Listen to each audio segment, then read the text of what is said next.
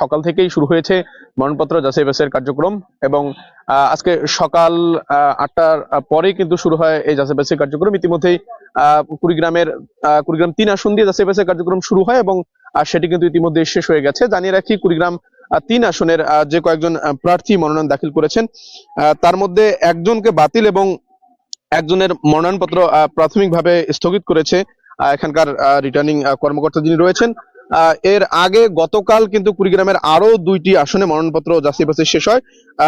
জানিয়ে রাখি যে কুড়িগ্রাম ১ আসনে মনোনয়নপত্র যাচাই শেষে সেখানকার জামায়াত, জাকের পার্টি, ইসলামী আন্দোলন, জাতীয়তাবাদী দল, জাতীয় পার্টি এবং গণ অধিকার পরিষদের যে প্রার্থী রয়েছেন তাদের ৬ জনের মনোনয়নপত্রকে বৈধ ঘোষণা করে এবং পরবর্তীতে কিন্তু কুড়িগ্রাম ২ আসনে বিকেলে যে মনোনয়নপত্র যাচাই বাছাই কার্যক্রম অনুষ্ঠিত হয় সেখানে ২ জনের মনোনয়নপত্র অবৈধ ঘোষণা করে রিটার্নিং কর্মকর্তা এবং একজনের কিন্তু স্থগিত করলেও পরবর্তীতে তা আবার বৈধ ঘোষণা করা হয়।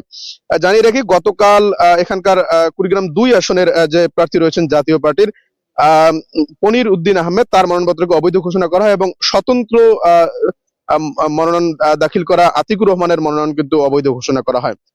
সর্বশেষ আজকে সকাল থেকেই শেষ দিনের যে মনোনয়নপত্র যাচাই বাছাই কার্যক্রম সেটি কিন্তু কুড়িগ্রামের রিটার্নিং অফিসারের কার্যালয়ে শুরু হয়েছিল এবং সকালবেলার যে মনোনয়নপত্র যাচাই বাছাই কার্যক্রম সেটি কিন্তু কুড়িগ্রাম ৩ আসনের যে প্রার্থীরা রয়েছেন, বিশেষ করে বিএনপি, জামায়াত, ইসলামী আন্দোলন, খেলাফত মজলিস এবং গণ অধিকার পরিষদের মনোনয়নপত্র যাচাই বাছাই কার্যক্রম সেটি কিন্তু অনুষ্ঠিত হয়।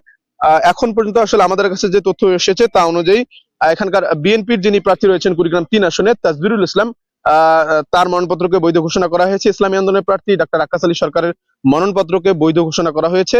এছাড়াও গণ অধিকার পরিষদের যে প্রার্থী রয়েছেন নূর ইরশাদ সিদ্দিকী এবং জাতীয় পার্টির প্রার্থী রয়েছেন আব্দুস সোবান, তার মনোনয়নপত্র কিন্তু বৈধ ঘোষণা করা হয়েছে। তবে একজনের মনোনয়নপত্র বাতিল করা হয়েছে। বিএনপির সহ সাংগঠনিক সম্পাদক জনাব আব্দুল খালেক যিনি রয়েছেন তিনি কিন্তু স্বতন্ত্র মনোনয়ন দাখিল করেছিলেন, তার মনোনয়নপত্র কিন্তু জেলা রিটার্নিং কর্মকর্তা ইতিমধ্যেই বাতিল ঘোষণা করেছেন। আর জামাত ইসলামের যিনি প্রার্থী রয়েছেন ব্যারিস্টার মাহবুবুল আলম সালেহী, প্রাথমিকভাবে তার মনোনয়নপত্র স্থগিত করা হয়েছে এবং তাকে আজ বিকেল ৫টা পর্যন্ত সময় দেওয়া হয়েছে তার যে কাগজ বা তার যে নথিপত্র শর্ট রয়েছে সেটি যাতে জমা দিতে পারেন তিনি। যদি কোনোভাবে আজকে বিকেল ৫টা পর্যন্ত তিনি এটি জমা দিতে না পারেন তবে তার জন্য কিন্তু রয়েছে আপিলের সুযোগ। আর সব মিলিয়ে এখন পর্যন্ত আসলে কুড়িগ্রাম ৩ আসনের যে প্রার্থীরা রয়েছেন তাদের নিয়ে রিটার্নিং কর্মকর্তা তাদের যাচাই বাছাই কার্যক্রম শেষ করেছেন। কিছুক্ষণের মধ্যে হয়তো জুমার নামাজ এবং অনুষ্ঠিত হবে এবং তার পরবর্তীতে কিন্তু কুড়িগ্রামের যে আরো একটি আসন রয়েছে কুড়িগ্রাম ৪ আসন, সেই ৪ আসনের যাচাই বাছাই কার্যক্রম শেষ হবে এবং এরই মধ্য থেকে কিন্তু নির্বাচনের